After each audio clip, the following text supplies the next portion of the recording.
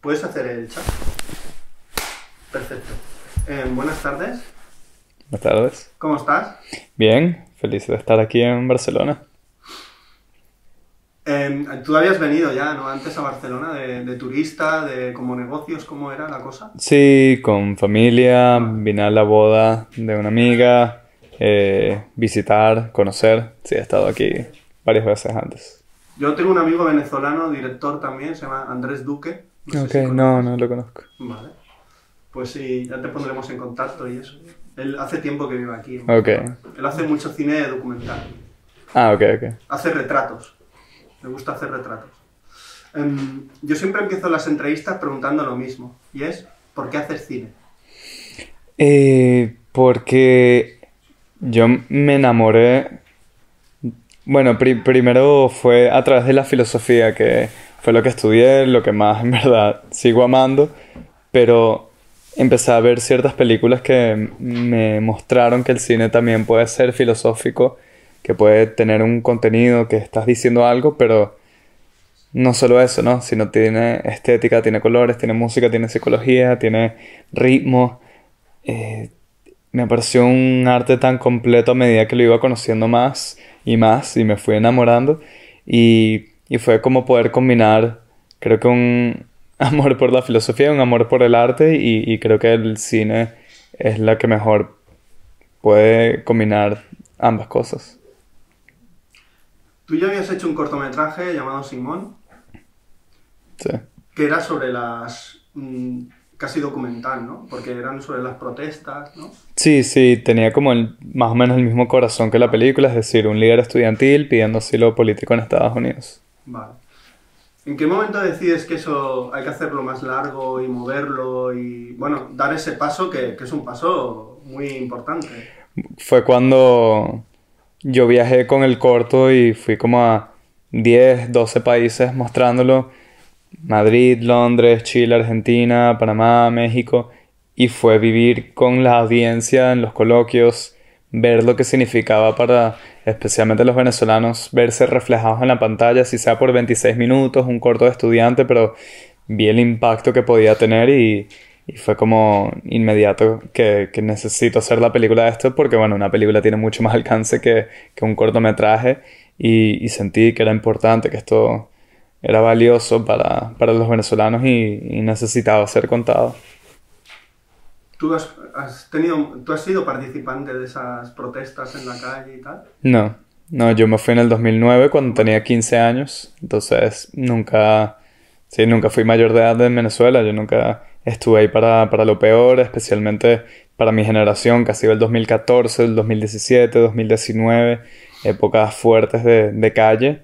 Yo todo solo lo he vivido desde lejos, viéndolo en las redes sociales y allí es como el mismo motivo por el cual he hecho esta película, de sentirme culpable de no estar allá, de no estoy contribuyendo a la lucha porque no estoy ahí y a mi generación, mi equivalente de 23 años está allá teniendo que salir a la calle en vez de estar estudiando como yo estaba estudiando en Los Ángeles Cine, tienen que estar en la calle enfrentando una tanqueta militar y disparos. Y eso me generaba una culpa que yo no estuve allá, entonces el cine se ha convertido en mi manera de contribuir a esa lucha, de unirme a mi generación en esta lucha por nuestra libertad. ¿Y cómo te planteas la película? Porque vale, tienes las protestas, luego el viaje a Miami, pero todo lo que ocurre, hay muchas partes de lo que ha ocurrido que no lo sabemos. Que la película va dando saltos atrás, hacia adelante... Ves el problema de Miami, que tampoco es la panacea estar en Miami, porque la burocracia estadounidense, todas esas cosas, las burocracias occidentales. Entonces, yo lo veo a veces a él como en una especie de Robinson Crusoe, en un piso que está vacío, que no es suyo, que tiene que pobre salir corriendo porque lo tienen que enseñar. Está como una especie de limbo, de no saber qué hacer. Y en realidad la película muestra muy bien esa idea de no lugar. Sí, esa como primera escena o es la segunda escena pero que se despierta en el apartamento siempre me pareció muy perfecta, es decir que ese apartamento en el que se está quedando, que es un buen apartamento, está en una planta alta, se ve bonito y que de cierto modo eso es un poco relativo a Venezuela como pudiera parecer Estados Unidos, ¿no? Que el primer mundo y tienes toda tu disponibilidad y estás sano y salvo, pero ese apartamento está completamente vacío. Entonces, creo que era que eso fuese un reflejo de cómo se puede sentir el que migra, ¿ve? Aunque vayas a un país mejor, que tenga más posibilidades, mejores sistemas, instituciones. Si no tienes tu cultura, tu hogar, tus familiares, tus amistades, está vacío. Y entonces representar eso visualmente con ese apartamento, ¿no? Que se despierta, pero que claramente no pertenece ahí. Más bien a los 2 minutos tiene que salir corriendo, no es su apartamento. Simplemente es como dices, está como en un limbo ahí de transición, mientras nuestro personaje durante toda esta película se va a estar cuestionando que si está tomando la decisión correcta estando o quedándose con asilo en Estados Unidos. Yo viendo a tu personaje pienso que está tomando la decisión correcta, pero también pienso a la vez que se está equivocando completamente. Pero esto yo creo que es una cosa como muy humana. Da igual la decisión que tomes, que te vas a equivocar seguro. Sí, sí, y eso creo que también es lo que uno idealmente, bueno, obviamente depende de qué película y qué personaje, pero para un guión o que un personaje sea interesante, creo que eso es lo que nos hace humanos, que si la respuesta es muy obvia, muy clara, creo que no hay nada muy interesante allí. Y ese es como el gran dilema y la tensión en la cual vive la película y el personaje, es cómo balancear el derecho a tu vida, a la vida propia, a buscar un futuro mejor, balancear eso con la responsabilidad colectiva, la responsabilidad con tu país, con tu cultura. ¿Qué es lo correcto? O sea, si tienes una orden de captura y te van a encarcelar, no es lo correcto irte y al menos sobrevivir, pero a la misma vez tienes una voz dentro de ti que te dice, pero entonces no has hecho suficiente porque te pudieras quedar y pudieras seguir luchando y todavía no han cambiado las cosas. Entonces, ese es el dilema en el que está Simón y que se lo enfatiza Chucho, ¿no? Su mejor amigo, que no lo deja olvidar lo que está dejando atrás y lo que está abandonando. Es una película que habla sobre lo humano, pero contada a través de un thriller. O sea, es una peli de cine negro, completamente. De hecho, hay momentos muy de cine negro, que no vamos a desvelar, por supuesto, pero hay momentos de cine de género. Una película así. Y dices, qué interesante, ¿no? Porque es lo que le decía antes a los que serán los productores y gente de tu equipo, que están aquí, que me han abierto la puerta y tal. O sea, es muy bella formalmente la peli. Horacio Martínez, el de foto. O sea, primero háblame de esto, ¿no? De por qué te viene esa idea de hacer como un thriller para contar una historia tan íntima, tan hacia adentro. Pues sí, o sea, siempre tenía como esa idea de una mezcla de cosas. Es decir, esto como es una película basada en hechos reales, algo que está sucediendo. Hay casi como... Y aparte, que es una película independiente porque iba a estar hecha con poco presupuesto. Ya había un componente allí que seguramente se iba a sentir indie, algo documental, cámara en mano. Pero a la misma vez, justo quería que fuese una mezcla de tanto algo que se pudiera sentir algo documental, porque, de nuevo, bajo presupuesto, cámara en mano, pero a la misma vez quería inyectarlo con género, con cine como más clásico, más Hollywood. Porque, sí, bueno, ya estamos hablando de gustos personales, de lo que me interesa, que amo en el cine, de nuevo, una película amo las películas y literatura bien psicológica, me encanta meterme en la piel de los personajes y manipular la realidad dependiendo de por lo que está pasando el personaje, que en este caso con un estrés postraumático bien fuerte, jugar con la realidad, eso son cosas que me encantan en el cine. Y también justo quería como alejarme o no siento que como me importa, me urge que la gente vea esta película porque es algo que está sucediendo. No quería que se sintiera como una tarea ver esta película, como verla porque es informativa, es como un documental en ficción. Quería que tuviera elementos que puedan emocionar a un público que no le interese para nada lo que está sucediendo en Venezuela, sino que le parezca interesante, algo que tenga elementos de thriller o es un drama psicológico, que tenga esos elementos allí. Me emocionaba, sí, como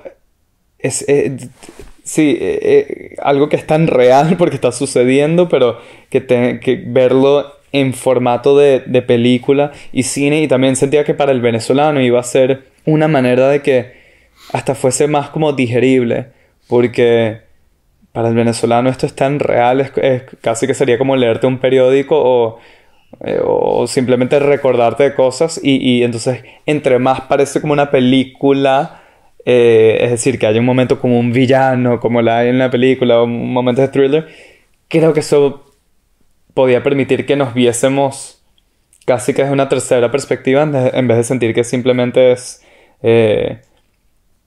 como un documental de por lo que estamos viviendo. Y eso ha sido muy lindo con los venezolanos. Creo que también ayuda a que en partes en inglés, partes en Miami, entonces es como que te alejas un momento y de repente regresas a Venezuela. Yo creo que eso también al venezolano le da un descanso, porque si no fuese muy agotante toda una película que solo sea de lo peor que ha pasado en Venezuela.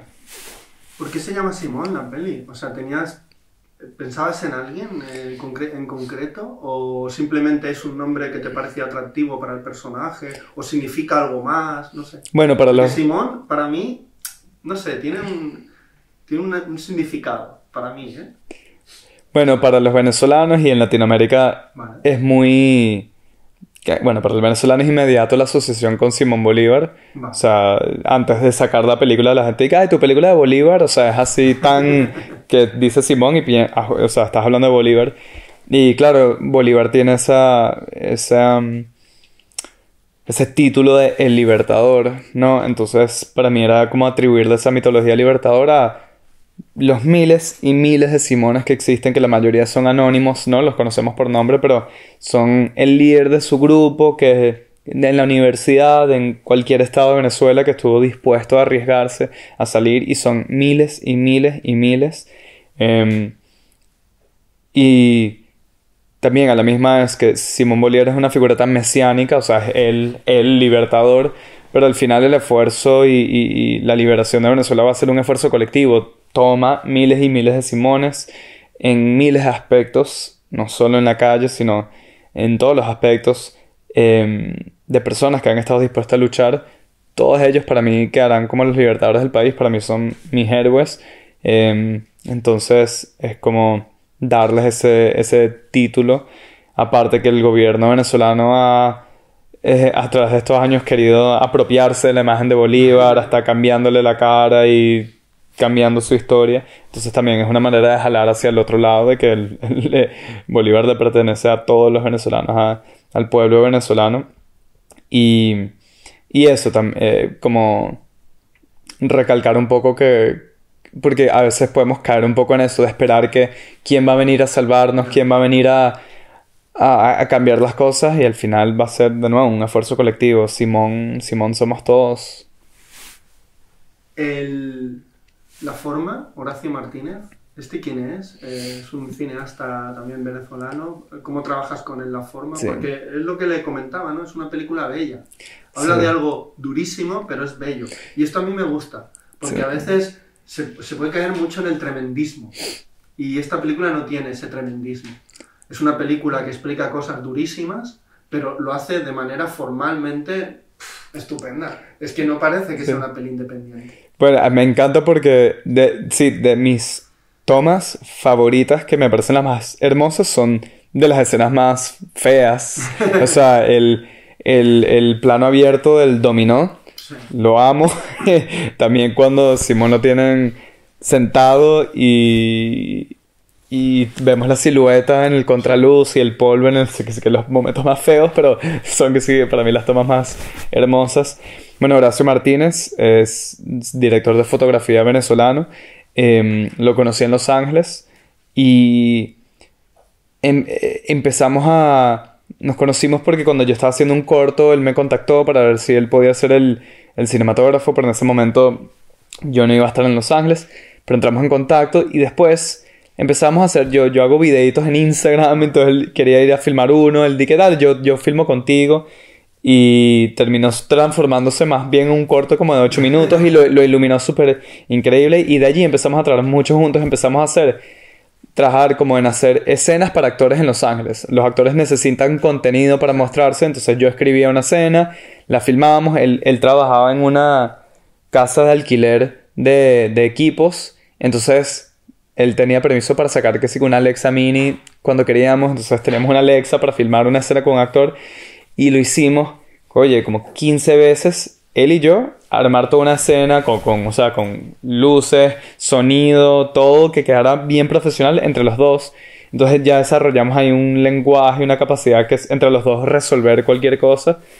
Y más bien antes había otro cinematógrafo que iba a ser el cinematógrafo de Simón, pero justo iba trabajando tanto con Horacio en un momento dije que, o sea, creo que lo correcto es que Horacio sea el cinematógrafo, ya tienes esa conexión, ese lenguaje, y la otra persona, digamos que tenía mucho más experiencia y premios en otros festivales y un cinematógrafo increíble, pero era como que quiero trabajar con alguien que ya tengo esta conexión, esta manera de trabajar, esta dinámica. Entonces, bueno, terminamos cambiando y Horacio fue el cinematógrafo y de cierto modo fue su primer largometraje también y fue increíble. Me acuerdo el primer día en el set, como que los dos fuimos los primeros en el set y vernos como que ya hemos hecho esto antes, pero ahora vamos a tener 45 personas que nos ayuden, o sea, nos debería ir bien, mejor que lo que ya hemos hecho.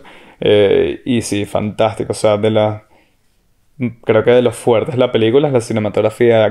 Horacio ayudó a elevar y a suavizar una temática que es tan dura y fuerte, pero que estéticamente te ayuda a poder presenciarlo porque hay algo lindo que estás viendo. Y también esa idea de que cuando las cosas se ponen feas en tu vida, la luz no cambia.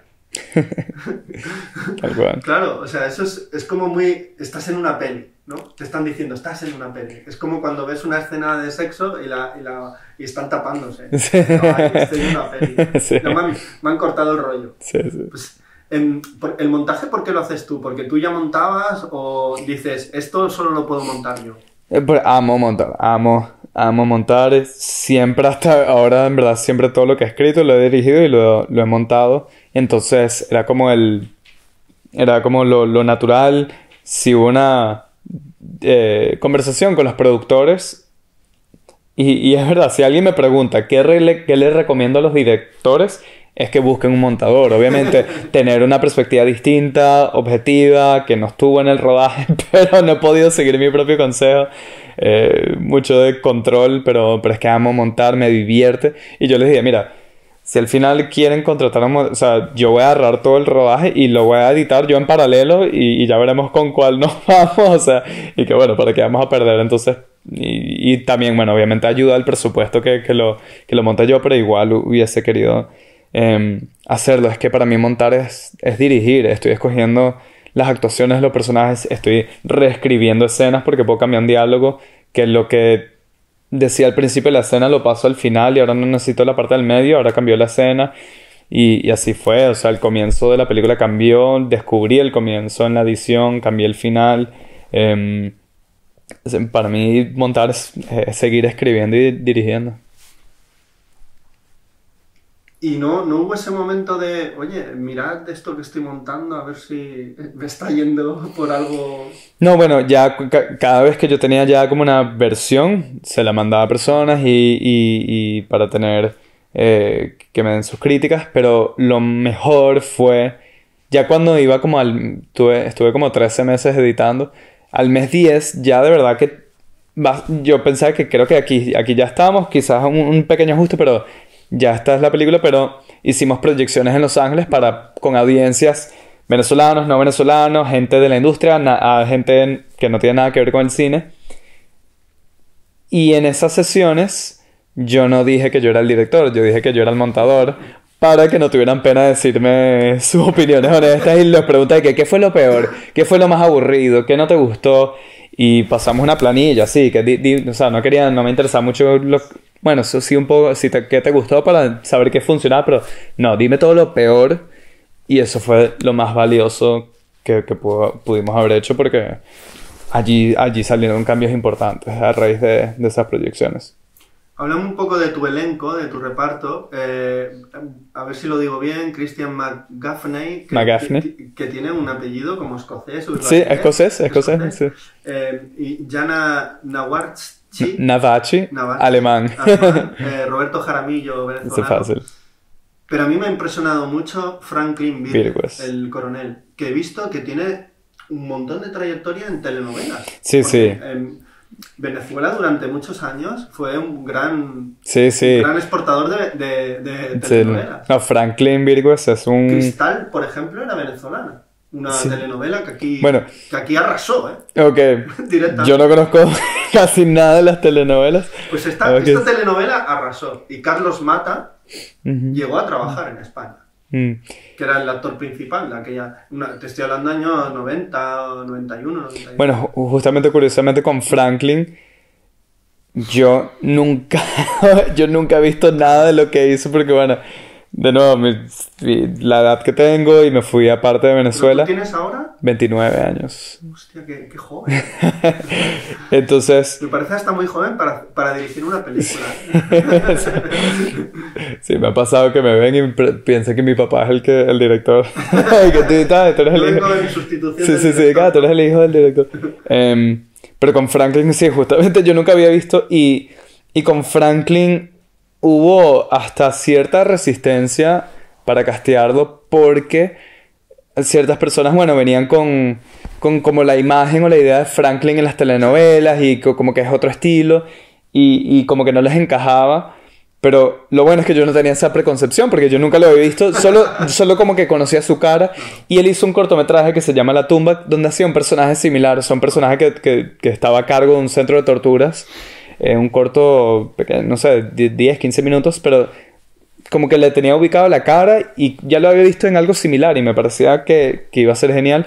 Y Franklin, de lo más humilde, cuando lo llamamos, o sea, alguien con, no sé, 50 años de trayectoria, en Miami, vino a la casa de mis papás, me audicionó, lo puse así como aquí con mi papá a hacer la escena con mi papá como Simón y yo con la cámara filmada, iluminé, vino vestido de militar, o sea, vino preparado y se lanzó su audición y fantástico. Y esa escena muy sabrosa porque, bueno, me he dado cuenta ahorita con la película que creo que me encanta un monólogo porque el discurso de Simón y eso, y a veces uno estudiando cine te advierten de que no, sabes, caigas en... Decía algo con un personaje dando un monólogo, pero no sé, me salió orgánicamente en el guión y fue sabroso. Fue todo un día solo haciendo esa escena con él, entonces poder quirúrgicamente, línea, frase por frase, cada pausa, de verdad que precisarla, amo esos momentos porque... A nivel de cámaras bien sencillas, son en verdad dos planos, uno un poquito más abierto y otro aquí cerrado, entonces de verdad que solo se trató de la actuación ese día, cada frase, cada oración, y eso es fantástico, que ya ahí no estás tan preocupado del movimiento de cámara ni nada, o sea, es solo con el actor y amo esos días. El monólogo que suelta no solo define Venezuela, define casi cualquier país del mundo. Es brutal, o sea, yo me quedé muy flipado, me quedé muy flipado y él actúa muy bien, este hombre. Es la gran idea, ¿no? De coger a un personaje... Yo creo que él es un grandísimo actor y va a hacer todo lo que buenamente pueda, o sea, ya sea una telenovela, una película más seria, lo que sea. Y los otros dos, el amigo sobre todo, porque el amigo y él tienen una relación en plan Asterix Obelix, en plan, sí, el amigo grande, fuerte, sí, y el otro que piensa, ¿no? Sí, sí. El físico y lo psíquico, ¿no? Y la chica también está estupenda. Bueno, Roberto el Chucho, el grande, era su primera vez actuando. Él no era actor y lo encontramos por Instagram. Yo hice un post, una publicación donde puse: estoy buscando un venezolano de esta edad para esto. Y yo tenía la intuición, yo puse específicamente no requiere experiencia actoral, porque sentí que el personaje Chucho, que es como el más simpático, el venezolano, y que sentía que era más probable que conseguía a alguien que ya fuese así que un actor emulando a ser como con ese carisma y tal cual fue así. Roberto le dio tanta vida a ese personaje que ya había algo de eso en el guión, pero cosas que no habían era que medía 1,93, que fuese ese tamaño. Y tiene un tamaño enorme. Que cambia hasta cosas logísticamente de la película. Imagínate, por ejemplo, el momento que se lo llevan, que lo van a sentar, en el guión eran 2 guardias, agarran a Chucho. Ya ahorita que necesitamos 6 extras más para justificar que se lo llevan.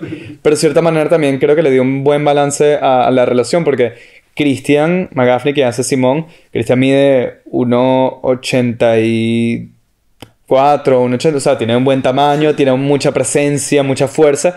Y si Chucho fuese casi que su mismo tamaño, yo creo que Christian se lo hubiese consumido en pantalla porque es un actor muy fuerte, pero que Chucho simplemente le lleve una cabeza, ya como que ya hay un balance natural, porque Simón no puede empujar a Chucho, y entonces ya hay un balance ahí de fuerzas. Y fue súper interesante ese proceso de castear a Roberto, porque fue un proceso como de ejercicios actorales por Zooms, como 9, 10 Zooms el primero. Él estaba en Nueva York y yo en Miami, y simplemente hacer una escena, yo como Simón, él como Chucho, y las primeras veces se nota que le daba pena porque estaba en un apartamento y tenía que gritar. Entonces, primero quitarle esa pena, después por fin como que podía gritar. Entonces, esta escena bravo, así, solo bravo. Después, ok. Después la próxima, ok, no empieces bravo, empieza tranquilo, pero ve poniéndote bravo. O sea, así como ir bien sencillo, desmenuzando y cada vez introduciéndole cosas un poquito más complejas al personaje. Hacer ejercicios, él movía mucho los brazos, de repente dije, hazlo pero sin los brazos acá, entonces poco a poco, pero estaba muy comprometido, se notaba que le gustaba, que quería pasar el tiempo conmigo trabajándolo, y eventualmente fue como que, ok, yo creo que lo va a poder hacer, y tal cual que lo hizo. Más bien el primer día de rodaje fue la escena de Simón y Chucho en la puerta, como esa discusión, o sea, un enfrentamiento fuerte entre los personajes. Eso fue lo primero que él tuvo que hacer, pobrecito. Primer día de rodaje, sudando, nervioso, pero ahí está en pantalla lo que hizo. Y bueno, alguien como Christian es muy distinto, alguien muy preparado, viene del teatro, ya habíamos trabajado juntos, él fue el Simón del corto, y con Christian,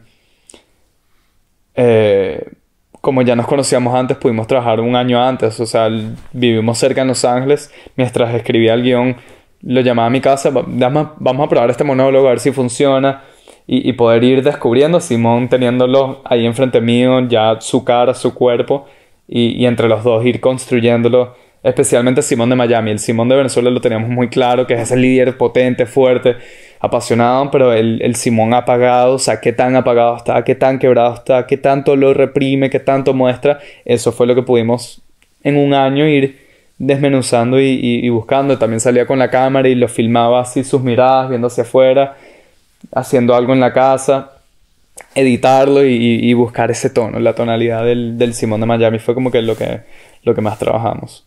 ¿Y la chica?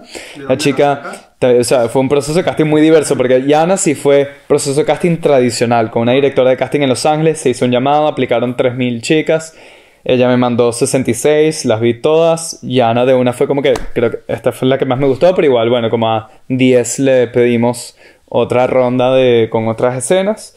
Pero Yana siempre me gustó, me pareció tan orgánica, tan sencilla en su actuación.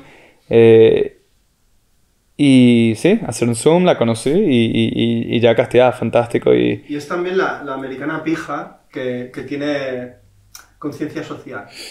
Aunque es alemana ella. No, pero en la película, ¿no? Sí. Ella tiene esa conciencia social que es la que al final cambia el mundo.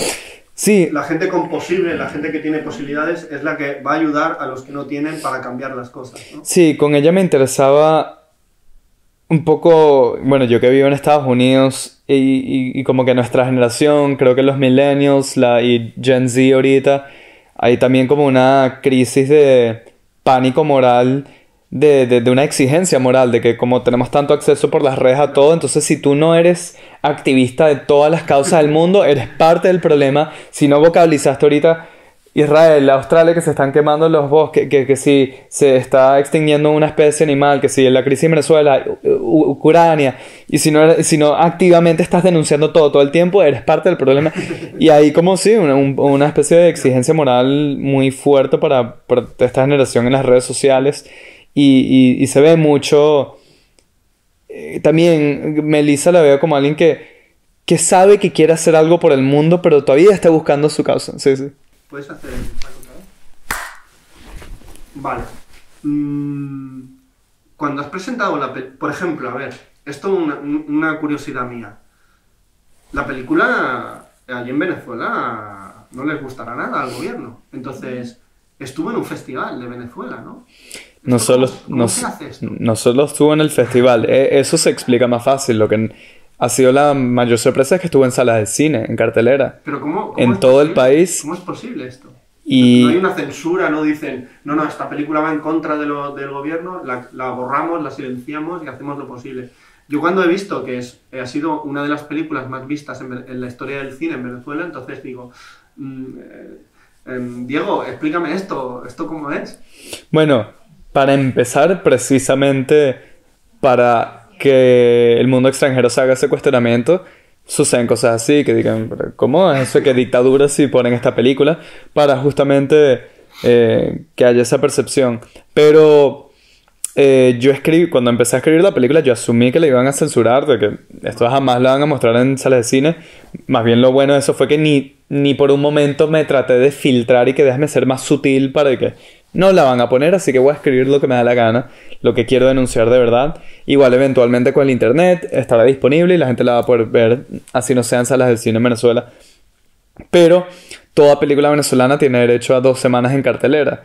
Y nosotros al menos no nos íbamos a autocensurar y que bueno, vamos a hacer el proceso, a ver quiero ver dónde me van a censurar, en qué parte del proceso. Y lo primero era sacar el certificado de nacionalidad de la película, que es básicamente, esto es una película venezolana y el que te da ese sello es el CENAC. El CENAC es el Centro Nacional Autónomo de Cinematografía, o sea, es el ente gubernamental, institucional de cine en Venezuela, o sea, es parte del gobierno. Entonces mandamos la documentación y bueno, fue un proceso burocrático, nos pidieron cosas que no tenían por qué pedirnos, pero mandando siempre todo. Y eventualmente un día nos llegó el sello. Yo no pensé que nos iban a dar el sello. Nos dieron el certificado. Es obra nacional. Y solo eran 3 párrafitos, pero había un párrafo extra que no lo tiene ninguna otra película venezolana, que decía: no obstante, vemos que el contenido de esta película puede estar en violación de la ley contra el odio y la convivencia pacífica, el artículo 20, que son 10 a 20 años en cárcel. Entonces nos llegó como esa advertencia, pero con el certificado. Entonces el segundo paso fue buscar distribuidor. Y allí es como haber encontrado otros Simones en el mundo del cine, quienes fueron Cines Unidos, los distribuidores en Venezuela, que nos reunimos, vieron la película, después nos contaron que les dio miedo, pero eventualmente nos dieron: no te vamos a censurar nosotros, que censura el gobierno. Y ellos ya han pasado por eso, han censurado otras películas, y películas muchísimo más leves en su denuncia, porque han sido como sutilezas de trasfondo, que una televisión en el fondo muestra algo del gobierno. Nuestra película es directo al grano. Aquí no está en pan y cartón, ¿eh? Así, aquí directo. Entonces ellos ya han tenido la experiencia de que les quitan una película a la sala de cine y dijeron: bueno, que vamos contigo, nosotros no censuramos, que el gobierno es el que censura, vamos contigo. Aunque teníamos esa cláusula y por supuesto que le dijimos que mira, nos pusieron esto, está bien. Y me acuerdo un día que es como cómico, triste de cómo se acostumbra el venezolano. Me acuerdo que ellos hasta hicieron el chiste, pero no es chiste, riéndose como que bueno, si nos vienen a buscar y nos meten presos nosotros, al menos no se olviden y ayúdenos a sacarnos. Y entre risas, pero al final eso es verdad. O sea, ellos son los que están allá. Ellos son los que le iban a tocar la puerta. Pero después, bueno, fue toda la aventura del Festival del Cine Venezolano. Íbamos a participar. Pero claro, eso justifica más porque eso es un festival independiente. Los del festival decidieron: vamos a poner la película. Que ya también son valientes. Y yo tenía 14 años, desde que me fui, yo tenía 14 años sin ir a Venezuela y días antes del festival decidí ir porque las películas en los festivales hay que acompañarlas, o sea, hace una diferencia. Si tú no vas, hay que protegerlas y sentía que era como traicionar el espíritu de la película, en verdad, que tanto de Simón es la lucha y arriesgarse a algo. Y este era como el momento que me tocaba arriesgar. O sea, para mí no ha sido un riesgo físico hacer esta película porque vivo fuera de Venezuela. Pero era como que Ajá, y cuando me toca arriesgar algo, me voy a quedar, no sé, lejos.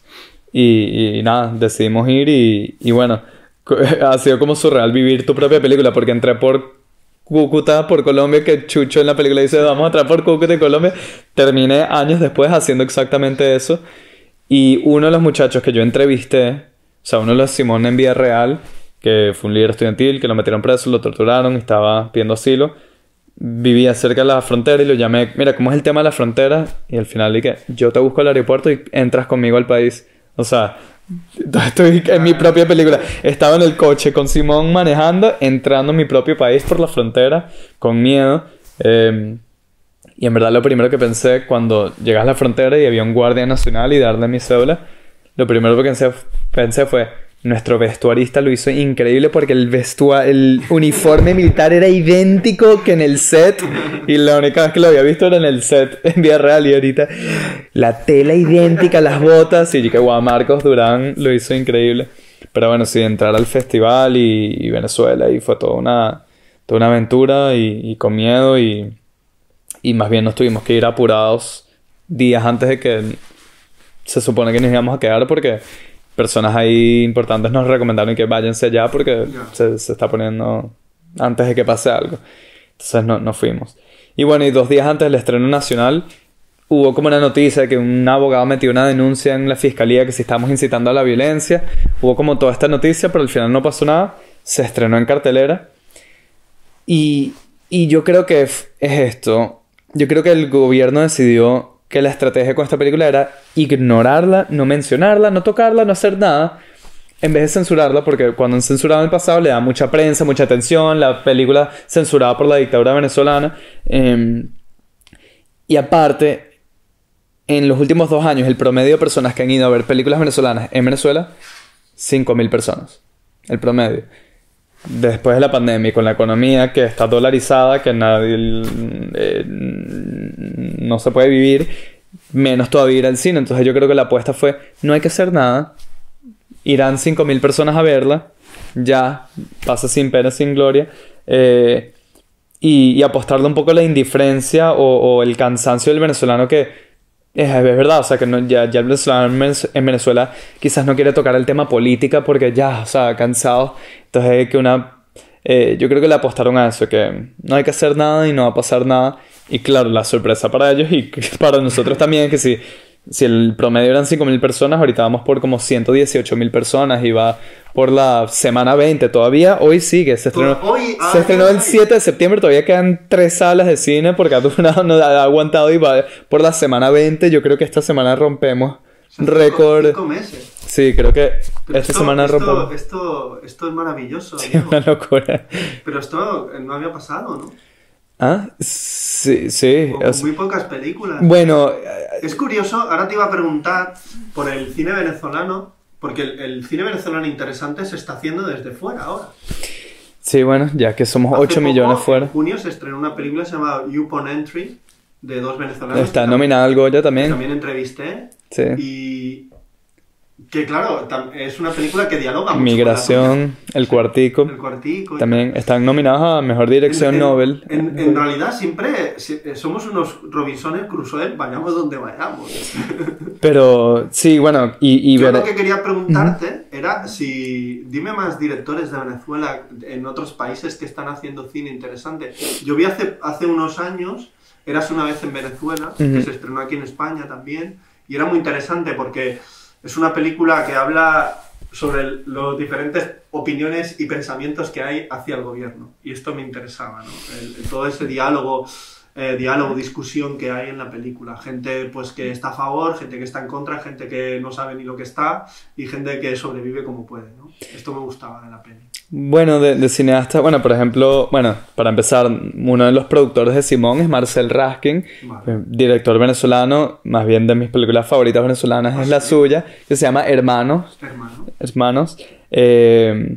Su película, y yo más bien, él se montó en el proyecto solo porque yo le pedí reunión de director a director, consejo y mira, quiero hacer mi primera película, a ver qué te parece. Y cuando le conté todo el cuento de lo que quería hacer con Simón, el que no, vale, yo te ayudo, yo me monto contigo como productor.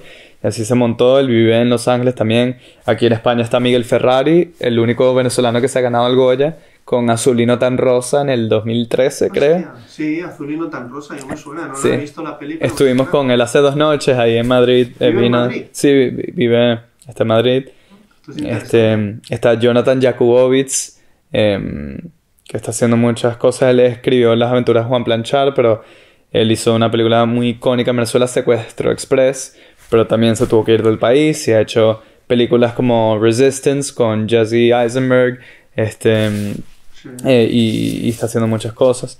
Sí, esa es parte bueno, las cosas buenas y cosas malas. Somos 8 millones que nos hemos ido, pero que también creo que eso viene algo interesante en el cine venezolano de ahora que haya mucha influencia de afuera y yo creo que eso lo puede enriquecer nuestro lenguaje cinematográfico y lo he sentido un poco escuchando y viendo a los venezolanos comentar sobre Simón que sienten que se luce distinto o no luce como esperarían una película venezolana pero eso es entendible. Yo ya tengo más de la mitad de mi vida afuera, Claro. y el cine me interesó a los 23 años. O sea, el único cine con el que he estudiado ha sido en Estados Unidos, el cine más que nada americano. Entonces, bueno, tiene sentido de que estoy arrastrando esas influencias, que si hubiese, no sé, estado todo este tiempo en Venezuela y aprendido más del cine venezolano. Ok, ahora para terminar quiero, bueno, ya hemos hablado de cineastas venezolanos, quiero que me recomiendes una película que hayas visto hace poco y te haya encantado. Hace poco volví a ver La peor persona del mundo, The Worst Person in the World. Lashing Trier Sí, y Noruega. de Skillbot, que Sí. es el guionista. Fantástica también El Triángulo. Una peli muy loca, ¿eh? Pero me parece una película tan humana. Sí. Uno siempre quiere que sus personajes tengan sus fallas y me parece nada, simplemente una película muy buena. Y como, no sé cómo la llaman en español, Triangle of Sadness, el triángulo de Sí, la el triángulo de la tristeza. De la tristeza. Ruben Östlund. Sí.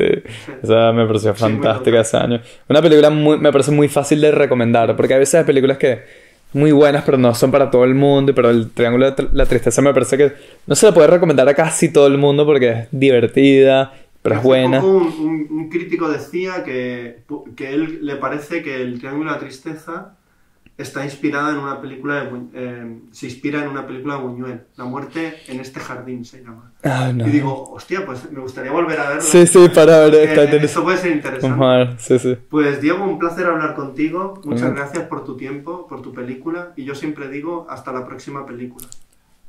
Voy para eso.